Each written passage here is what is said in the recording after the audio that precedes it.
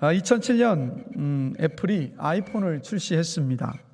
그래서 인터넷과 전화와 음악을 듣는 기능을 단 하나의 디바이스에 담았었던 정말 혁신적인 제품이 바로 아이폰이었습니다. 그래서 그 이후에 새 아이폰이 나올 때마다 그 기능이 점점 좋아졌습니다. 그래서 올해 아이폰 17이 출시가 되었는데 처음 나왔었던 그 아이폰과 비교해 보면 성능이나 디자인 면에서 이전의 제품과 비교할 수 없을 만큼 너무도 좋아졌습니다.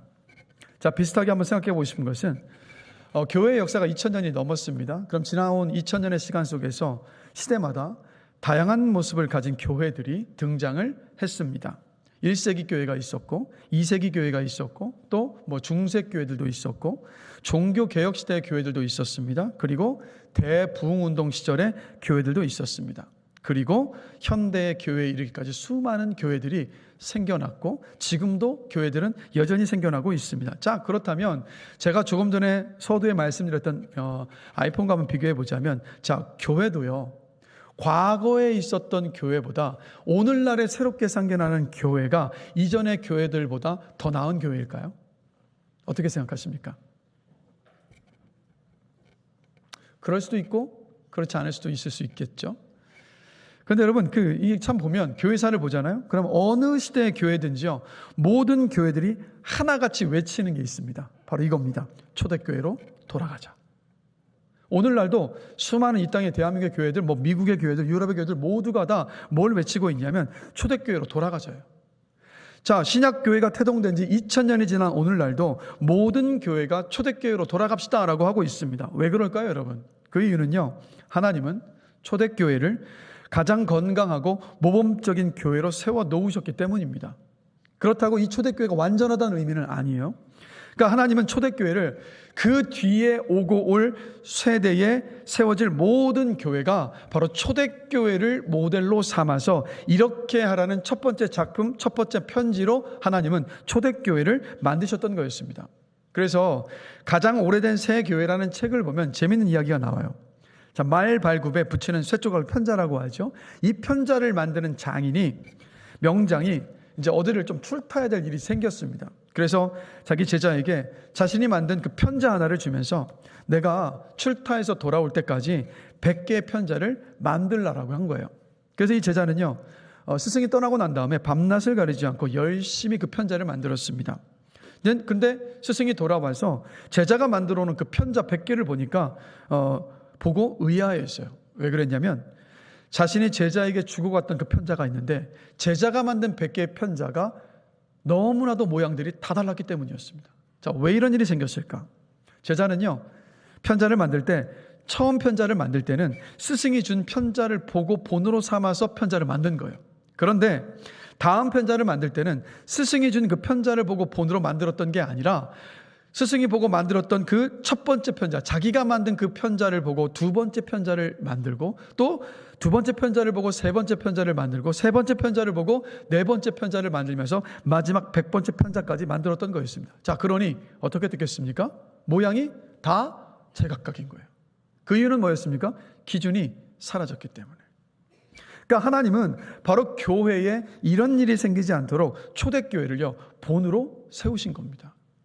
그래서 항상 초대교회를 기준으로 삼고 교회를 세우라고 우리에게 본으로 주신 거예요. 그렇기 때문에 오늘날의 모든 교회는요, 항상 초대교회와 비교하면서 지금 우리 교회가 건강한 교회인가 아닌가를 끊임없이 점검하고 살펴야 되는 겁니다. 하나님께서 이런 목적으로 초대교회를 주셨어요. 자, 그러면 이 질문을 던져봐야죠. 초대교회는 어떤 교회였을까? 여러분, 초대교회를 꼽으라고 한다면 어떤 교회가 초대교회일까요, 여러분? 한번 생각해 보셨습니까? 초대교회는 어떤 교회가 초대교회일까요? 자, 사도행전을 보면 우리가 초대교회라고 부를 수 있는 교회는 세 교회입니다. 바로 예루살렘 교회와 안디옥 교회와 에베소 교회입니다. 그래서 예루살렘 교회는 어떤 교회냐면 그 예루살렘이라는 한 지역을 복음화시키고 변화시켰던 교회가 바로 예루살렘 교회입니다. 그리고 안디옥 교회는 이방인들에게 최초로 복음을 전하기 위하여서 바울과 바나바라는 선교사를 파송했었던 선교하는 교회가 바로 안디옥 교회였습니다. 그리고 에베소 교회는 지금의 터키 지역이죠. 소아시아 지역의 교회를 개척했던 교회. 이게 바로 에베소 교회입니다. 그래서 여러분 에베소 교회가 개척한 교회들이 어떤 교회들이냐면 요한계시록 2장 3장에 등장하고 있는 서머나 교회, 버가모 교회, 두아디라 교회, 사뎃 교회, 빌라델비아 교회, 라오디게아 교회가 바로 에베소 교회가 개척했던 교회들입니다. 그래서 오늘날 교회들을 잘 보면 초대교회를 따라서 어떤 교회는요, 우리는 안디옥 교회처럼 선교하는 교회가 되어야 한다면서 정말 선교에 올인하는 교회가 있습니다. 그리고 또 어떤 교회는 우리 교회는 에베소 교회처럼 교회가 교회를 개척하는 교회가 되어야 한다면서 교회를 개척하는 일에 올인하는 교회들도 있습니다. 아니면 둘 다 한꺼번에 하기도 하죠. 선교하는 교회와 또 교회를 개척하는 그 교회를 다 함께 이루어가려는 그런 교회들도 있습니다. 그럼 안디옥 교회처럼요, 선교를 지향하는 교회 좋습니다. 바람직한 일이에요. 에베소 교회처럼 교회가 교회를 개척하는 일도 좋습니다. 자, 그러나 더 중요한 건 뭐냐면 가장 먼저 오리지널 교회였던 예루살렘 교회가 먼저 이루어져야 돼요. 그러니까 오리지널 교회인 예루살렘 교회가 이루어지면 그로 인하여서 자연스럽게 선교와 그리고 교회를 낳는 교회가 자연스럽게 이어질 수 있기 때문이었습니다. 그래서 예루살렘 교회가 태동되고 나서 선교하는 교회인 안디옥 교회가 시작이 되었고, 그리고 교회가 교회를 개척하는 에베소 교회가 시작되었기 때문이에요. 그러면 다시 한번 질문을 던져보는 건 오리지널 교회였던 예루살렘 교회에서 이루어진 일은 무엇일까입니다. 자, 오늘 함께 본문 읽었죠. 사도행전 2장 46절 47절인데요. 자, 다시 한번 읽겠습니다. 제가 날마다 마음을 같이하여 성전에 모이기를 힘쓰고 집에서 떡을 떼며 기쁨과 순전한 마음으로 음식을 먹고 하나님을 찬미하며 또 온 백성에게 칭송을 받으니 주께서 구원받는 사람을 날마다 더하게 하시니라. 이게 초대교회에서 일어났던 일입니다. 그러니까 초대교회 당시 이스라엘 백성들은, 사람들은 하루에 3번이요, 아침 9시, 정오, 그리고 오후 3시에 예루살렘 성전에서 기도를 해야 됐습니다. 그래서 하루 3번의 기도를 다 하지 못하는 사람들은 가장 마지막 기도 시간이죠, 오후 3시에 기도에 가서 기도를 했습니다. 그리고 예루살렘에서 멀리 떨어져서 살던 사람들은 이 예루살렘 성전을 향해서 바라보면서 자기가 있는 그 자리에서 하루 3번 기도를 했습니다. 그래서 예루살렘에 살고 있었던 사람들은 하루에 3번 꼭 예루살렘 성전에 가서 기도를 했습니다. 자, 그런데 기도를 마친 사람들은 예루살렘 성전 안에 솔로몬 행각이라는 곳이 있어요. 그러니까 성전의 외벽에 벽이 있으면 기둥으로 쭉 연결된 회랑이 있었는데 그곳이 바로 솔로몬 행각인데, 기도를 마친 이 예루살렘 사람들은요, 함께 모여서 모세오경 성경을 읽기도 하고요, 못다 했던 기도를 하기도 했고, 아니면 성경을 가르치는 랍비, 그 선생님들에게 성경을 배우기도 했습니다. 자, 그래서 이게 그때 당시에 초대교회 당시에 유대인들이 했었던 모습이에요. 그래서 사도행전을 보면 사도 베드로는 바로 이 유대인들이 모여 있었던 솔로몬 행각을 예배의 처소로 삼았습니다. 그리고 사도들은 그곳에서 말씀을 전했습니다. 왜냐하면 솔로몬 행각은 남녀노소 그리고 심지어 이방인들까지도 자유롭게 모일 수 있는 곳이었기 때문이에요. 그러니까 복음을 전하기에 가장 좋은 장소였던 거죠. 그래서 성령의 불을 받은 베드로가 그 솔로몬 행각에서 예수께서 그리스도이십니다, 당신들이 못 박아 죽인 예수님께서 부활하셨는데 바로 그분이 하나님이십니다, 회개하고 예수 그리스도를 믿으십시오라고 불을 토하는 설교를 했습니다. 그래서 사도들이 성령의 불을 받아서 불을 토하는 그 설교를 했을 때 어떤 일이 있었냐면, 한 번에 3,000명, 5,000명이 회심하고 예수를 영접하는 놀라운 구원의 역사가 초대 예루살렘 교회 안에 있었습니다. 그래서 이 솔로몬 행각에서의 예배가 바로 오늘날의 주일 예배예요. 자, 그래서 솔로몬 행각에서 설교를 들은 사람들은요, 오늘 큰 은혜 받았습니다, 너무 좋았습니다 하면서 바로 집으로 돌아가지 않았어요. 가족들끼리 아니면 몇몇 가정들끼리 335 다시 집으로 모였습니다. 성전 예배를 마친 그들이 각각 집에서 모여 했던 일들이 뭐였는가? 성경은 이렇게 기록하고 있어요. 사도행전 2장 42절입니다. 그들이 사도의 가르침을 받아 서로 교제하고 떡을 떼며 오로지 기도하기를 힘쓰니라. 그러니까 뜨거웠던 설교를 듣고 함께 모여서 어떻게 했냐면 받은 은혜를 다시 나눈 겁니다. 그러니까 내가 받은 목장 모임, 오늘 그러니까 우리의 목장 모임인 거죠. 내가 받은 은혜를 나누고 내가 받지 못했던 은혜, 다른 사람이 받았던 은혜를 들으면서 어떻게 됐겠습니까? 은혜 위에 은혜가 쌓이는 시간이었어요. 그래서 이 목장 모임에서 받은 은혜를 서로 함께 나누면서 은혜를 쏟아버렸던 것이 아니라 내가 받았던 은혜를 더 키워냈던 것이 바로 이 소그룹 목장이었습니다. 그래서 오후 3시 기도 이후에 모여서 이 목장으로 소그룹으로 모이다 보니까 어느덧 시간이 훌쩍 지나서 저녁 시간이 됩니다. 그러면 어떻게 했냐면 모임을 연집해서 차려낸 빵과 포도주를 함께 먹었어요. 근데 그냥 먹지 않고요. 이 빵을 먹을 때마다 우리 기억합시다. 이 빵은 우리를 살리신 주님의 피입니다. 이 잔을 마실 때마다 기억합시다. 이 포도주는 우리를 위해 흘리신 주님의 피입니다. 이 빵과 포도주에 부끄럽지 않은 삶을 삽시다 라고요. 작은 성찬식을 하면서 그리스도인답게 이 땅을 살아갈 것을 함께 다짐을 합니다. 그리고 그 남은 시간은 어떻게 했냐면 나누고 다짐했던 대로 살 수 있도록요. 하나님의 은혜를 구하면서 함께 힘을 모아서 뜨겁게 기도했습니다. 그리고 서로의 문제와 기도 제목을 가지고 기도했습니다. 가정마다 모여서 그렇게 기도하니 어떻게 됐겠습니까? 그 기도하는 목장 모임들마다 응답이 되었습니다. 문제를 가진 사람이 기도 제목을 놓고 기도 제목을 내놓고 기도했을 때 응답이 있으니까 기도 응답받은 그 소문들이 주변의 이웃들에게 퍼져나갔습니다. 그래서 어떻게 됐냐면 믿는 사람들, 안 믿는 사람들이 바로 그 교회로 모여들기 시작했던 것. 그게 바로 초대 예루살렘 교회의 모습이에요. 오리지널 교회인 예루살렘 교회는 대그룹인 공예배와 그리고 소그룹인 목장 모임이 살아 있었습니다. 자, 그래서 안디옥 교회를 단지 우리가 생각할 때 안디옥 교회는 선교하는 교회로만, 또 에베소 교회를 개척하는 교회로만 생각해서는 안 됩니다.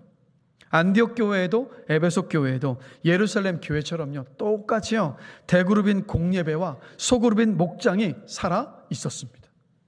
그래서 오리지널 교회인 예루살렘 교회가 이루어지고 선교하는 교회와 교회를 낳는 교회가 자연스럽게 이어졌던 거였습니다. 예루살렘 교회 경험이 없이는요, 경험이 없이 선교하는 안디옥 교회나 아니면 교회가 교회를 낳는 에베소 교회로 넘어가면 그 목적을 이루기가 힘듭니다. 왜 그렇습니까? 먼저는요, 영적으로 채워져야 되기 때문에. 그래서 비전은 거창하지만 예루살렘 교회의 모습이 이루어지지 않는 교회들은 실속 없는 교회가 되어 버릴 수밖에 없습니다. 그래서 여러분, 이 교회는요, 우리 교회뿐만이 아니라 이 땅의 모든 교회는 바로 함께 모여서 주일날 드리는 이 대그룹 예배에서 어떤 일이 있어야 되냐면 하나님을 높이고 찬양하며 그리고 하나님의 말씀을 듣고 하나님께 굴복하는 역사가 일어나야 합니다. 저는 이 예배가 그런 예배가 되길 간절히 기도합니다. 그리고 소그룹 목장에 가서는 대그룹 예배에서 받았던 은혜를 함께 나누고 서로가 받은 은혜로 살 힘과 능력을 구하며 뜨겁게 기도해야 합니다. 문제를 두고 기도하며 응답받는 가운데에서 하나님을 만나는 경험이 있어야 되는 것이 어떤 것이냐면 바로 목장이에요. 그래서 이 자리에서 우리 모든 목자분들 정말 그 목장을 이끌어 나가심에 정말 주님의 이름으로 축복하고 또한 감사합니다. 자, 그런데 우리 모든 목자분들 그리고 모든 목원분들 기억하십시오. 우리 교회 목장의 DNA는 기도하는 목장입니다. 말씀의 은혜를 나누고 그냥 흩어지는 것도 아니고 그냥 세상살이 나누다가 삶의 이야기 나누다가 흩어지는 것도 아니고 항상 목장 모임 이후에는 목장 모임 속에는 기도가 있어야 합니다. 우리 청년들도 마찬가지예요. 우리 청년 목자들도 마찬가지입니다. 우리 목장은 어떤 목장이어야 되냐면 말씀의 은혜를 나누고 난 다음에 서로의 기도 제목을 함께 나누고 뜨겁게 기도하는 목장. 말씀을 받았던 은혜를 가지고 한 주간을 살아낼 수 있는 힘과 능력을 함께 구하며 기도하는 목장입니다. 그래서 여러분, 이 기도하는 목장을 세워가시고 기도 속에서 하나님의 일하심을 경험하게 되시길 주님의 이름으로 축복합니다. 여러분, 기도하지 않아서 문제가 굼고 기도하지 않아서 시험에 듭니다.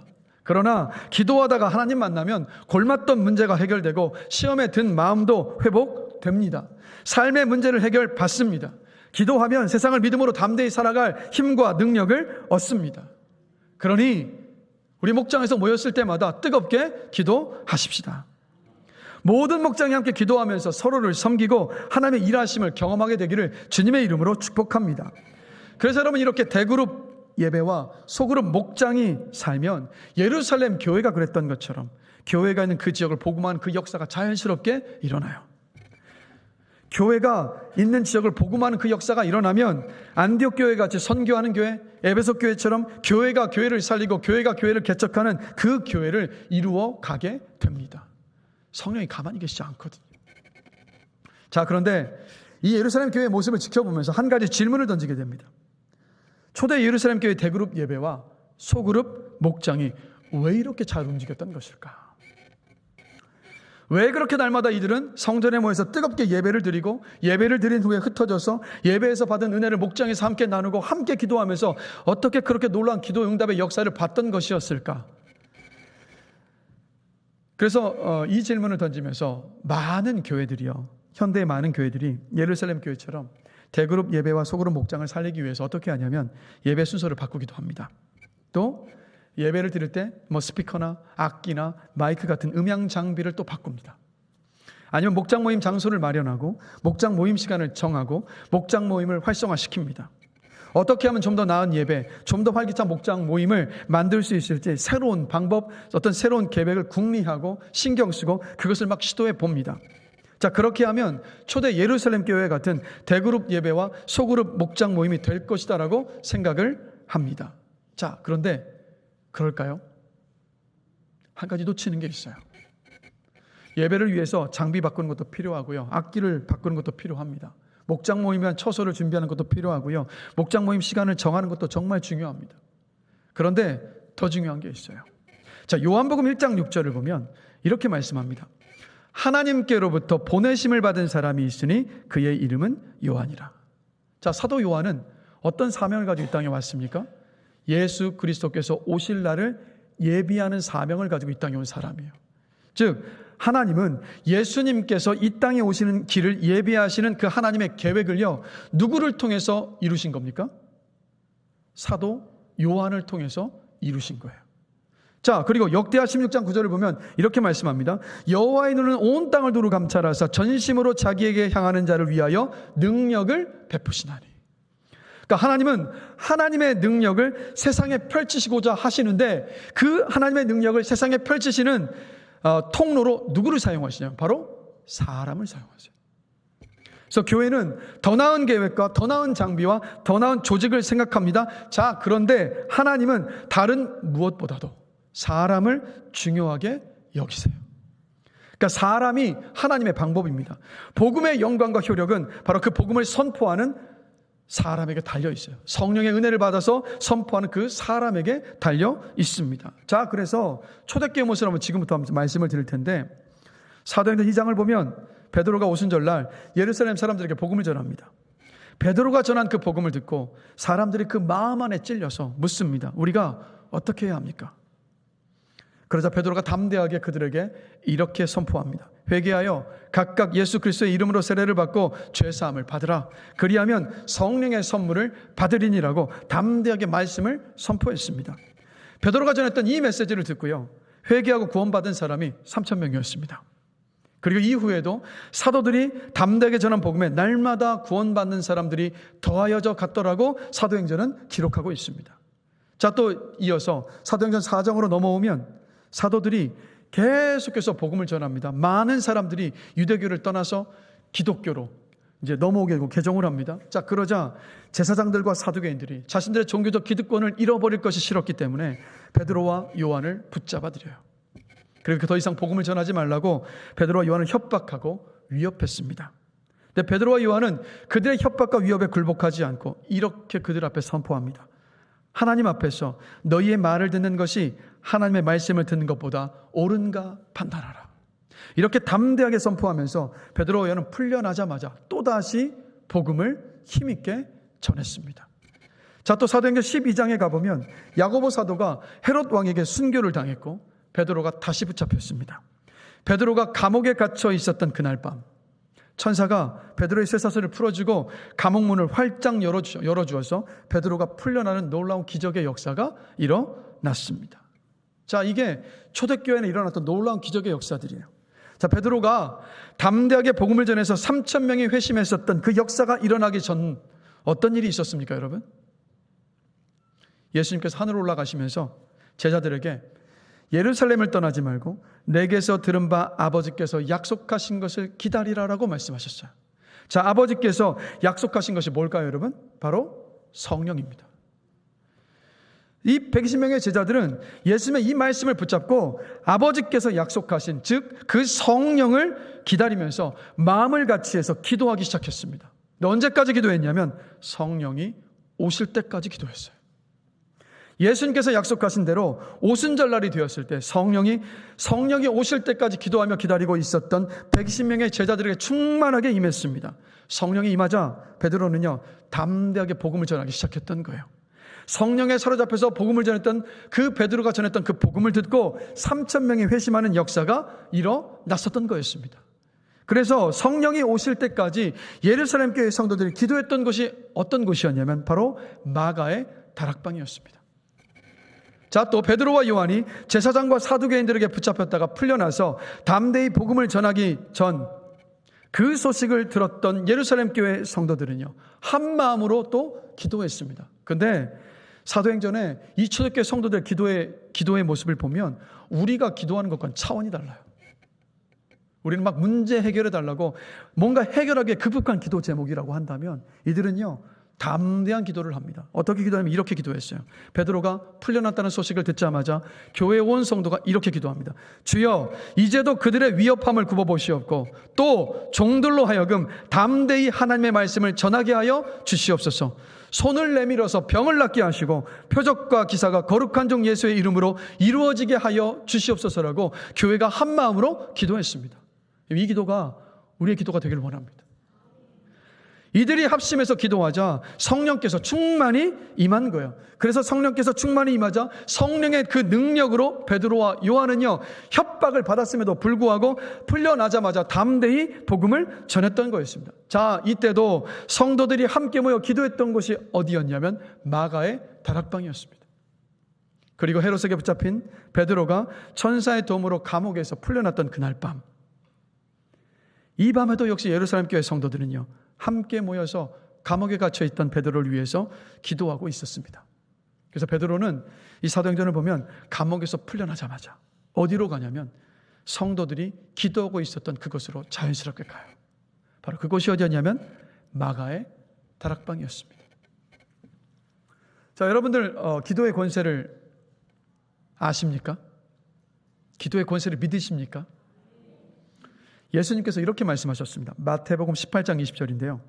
두세 사람이 내 이름으로 모인 곳에는 나도 그들 중에 있느니라.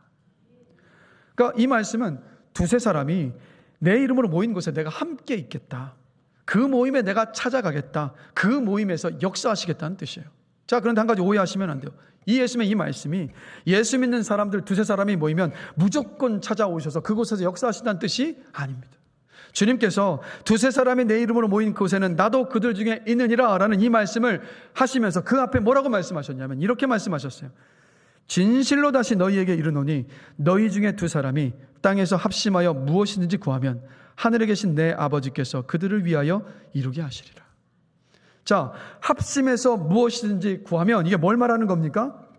예수 믿는 사람 두세 사람이 모여서 기도하기 위해 모인 그 자리에 예수께서 오신다는 말씀이에요. 예수님께서 오셔서 그곳에서 일하시겠다는 약속의 말씀입니다. 자, 그래서 예수 믿는 사람 두세 사람이 모여서 함께 합심해서 기도하면 어떤 일이 벌어집니까? 자, 또다시 마태복음 18장 18절에서 예수님이 이렇게 말씀하세요. 진실로 너희에게 이르노니 무엇이든지 너희가 땅에서 매면 하늘에서도 매일 것이요 무엇이든지 땅에서 풀면 하늘에서도 풀리리라. 자, 여러분, 하늘이 열려야 땅이 열리고 하늘에서 응답이 있어야 땅에서 응답이 되고 영적인 문제가 풀려야 육적인 문제도 풀립니다. 이게 성경에서 발견한 영적인 원리입니다. 자, 그런데 기도만큼은 반대예요. 주님이 뭐라고 말씀하셨냐면 누구든지 합심해서 땅에서 풀면 하늘에서도 풀린다고 하셨습니다. 땅에서 매면 하늘에서 매인다고 말씀하셨습니다. 두세 사람이 예수의 이름으로 모여 합심해서 기도하면 열리지 않던 것들을 열어주시고 묶였던 것을 풀어주시겠다라고 주님께서 분명히 약속하셨습니다. 자, 여러분, 이게 성도가 함께 모여 기도하는 합심 기도의 권세입니다. 우리 각자가 개인의 기도 시간을 갖는 것 너무나도 중요합니다. 그런 개인의 기도 시간을 꾸준히 매일마다 갖게 되시길 주님의 이름으로 축원합니다. 자, 그런데 개인이 함께 기도하는 것보다 더 중요한 것은 뭐냐면 성도가 모여 함께 합심하여 기도하는 거예요. 성경을 보십시오. 하나님은 어떤 곳에 임재하시고 강하게 역사하셨냐면 성도가 함께 모여 합심하여 기도하는 그곳에 임하시고 놀라운 일들을 펼치셨던 것을 성경 곳곳에서 우리는 발견합니다. 이게 바로 여러분 합심 기도의 권세예요. 그래서 마가의 다락방에서 제자들과 예루살렘 교회 성도들은요, 바로 이 합심 기도의 권세를 믿고 함께 기도했던 겁니다. 그래서 성도들이 모여 합심하여 기도하는 마가의 다락방에는 성령의 기름 부으심이 있었습니다. 그래서 예루살렘 교회 성도들은요, 성령에 사로잡혀서 예배드린 거예요.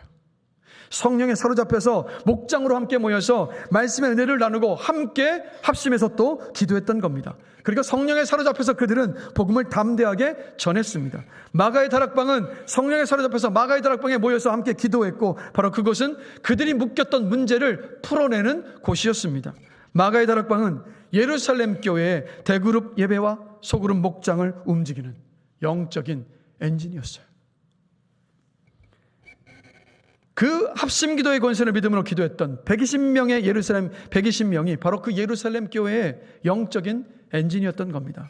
바로 이 120기통 엔진 때문에 3,000명, 5,000명이 하나님께 돌아온 회심의 역사가 있었고, 날마다 성도들이 함께 모여서 말씀의 은혜를 나누고 기도했고, 함께 떡을 뗐고, 그리고 자신들이 가지고 있었던 소유를 다 팔아서 함께 나누는 가운데 교회 안에 가난한 자가 하나도 없었고, 그로 인해서 세상의 교회가 칭찬을 받았고, 또 사람들이 그 교회로 더 모였었던 그 놀라운 기적이 일어날 수 있었던 거였습니다.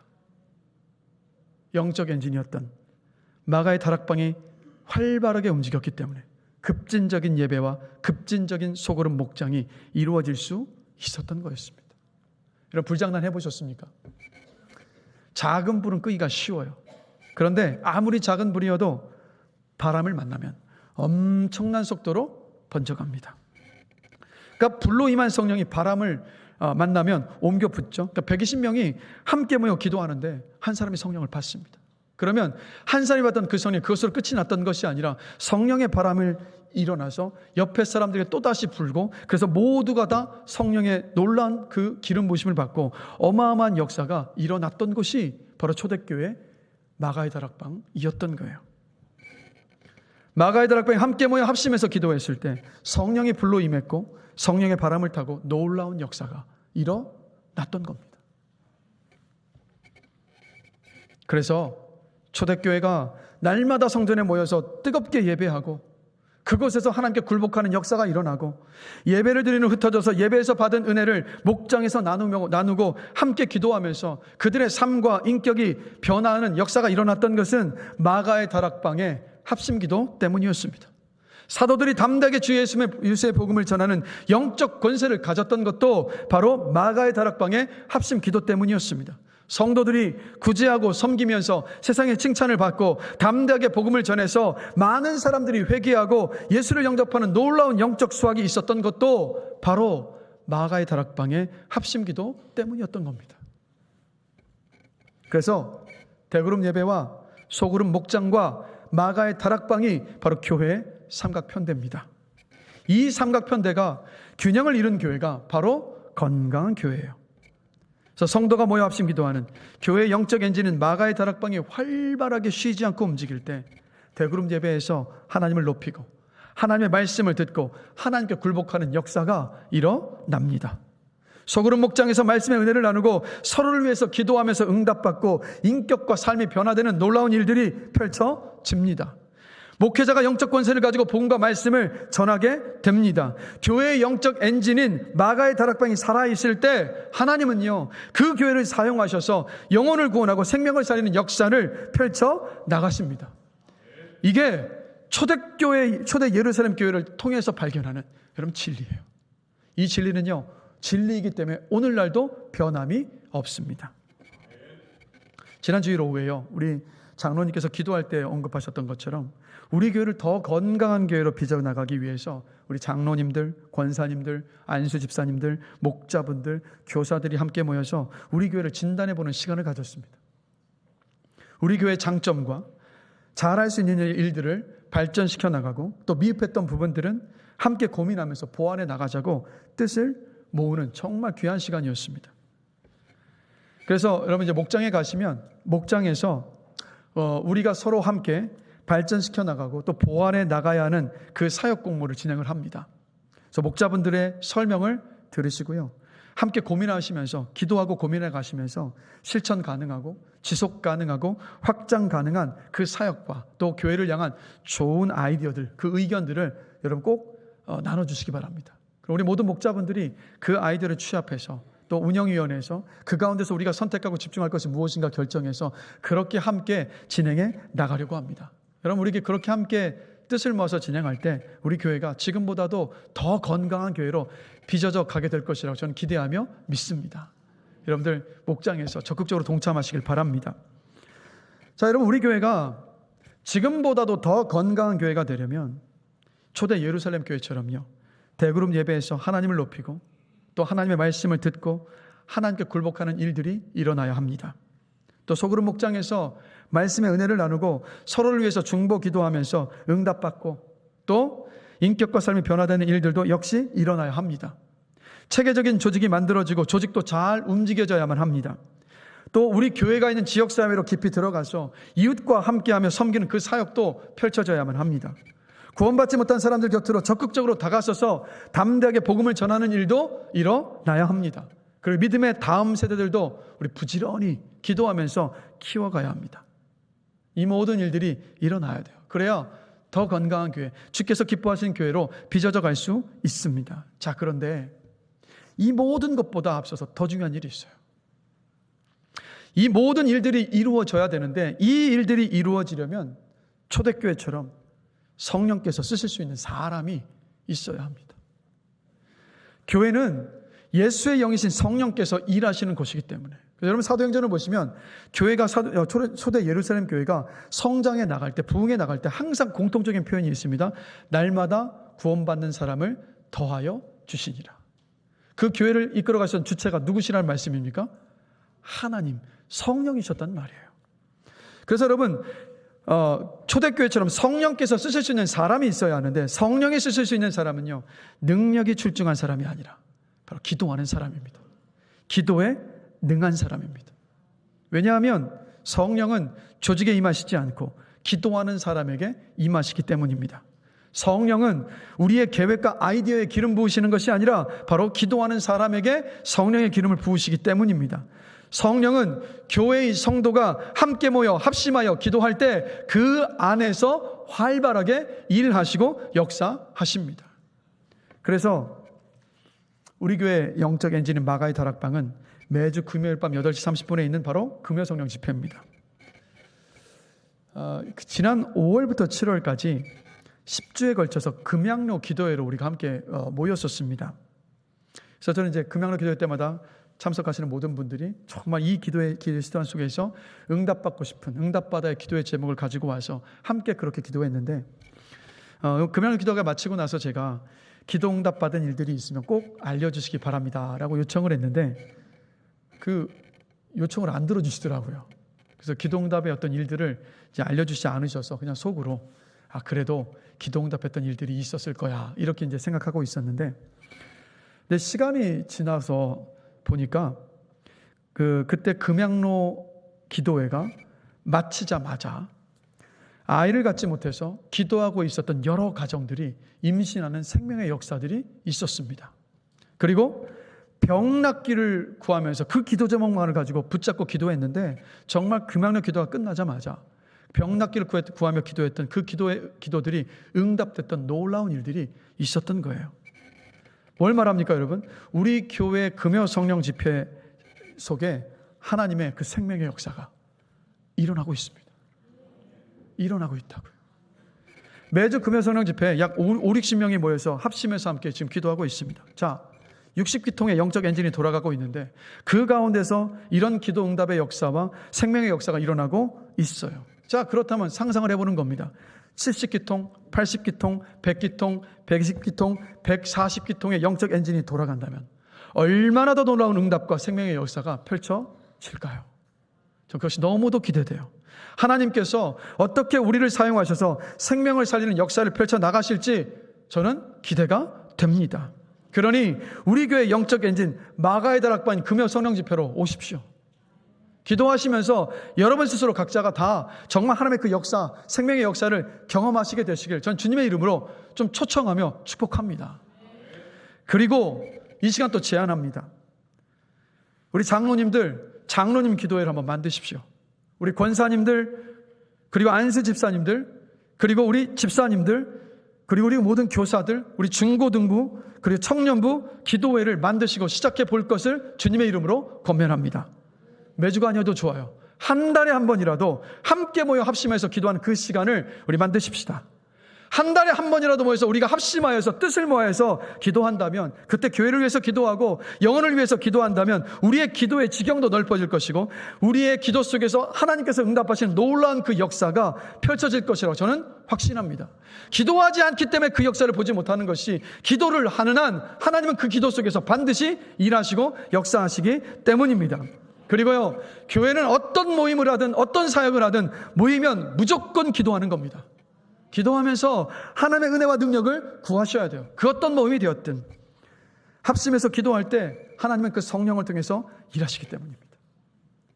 함께 합심해서요, 정말 우리 교회 안에서 하나님의 일하심, 그 생명의 역사를 보게 되기를 주님의 이름으로 간절히 축원합니다. 우리 말씀을 마무리하겠습니다. 우리 찬양팀들 다 올라와 주실까요?